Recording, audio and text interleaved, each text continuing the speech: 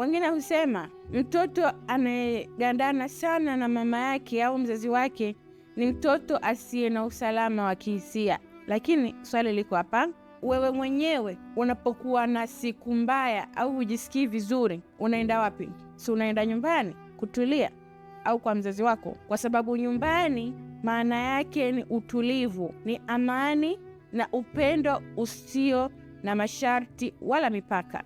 Basi na wewe mzazi ndiye nyumba ya mtoto wako. Je, hii ina maana hawezi kuwa huru? Hapana. Hii ina maana anakutegemea na kukuamini wewe vya kutosha kabisa. Watoto wanaojihisi salama leo, baadaye huwa wachaguzi jasiri na wenye ujasiri sana. Hivyo basi, wakati mwingine mtoto wako mdogo asipokuruhusu utoke nyumbani, wasimama kidogo na tabasamu mbele yake, ili uzidi kumpa amani zaidi mtoto wako.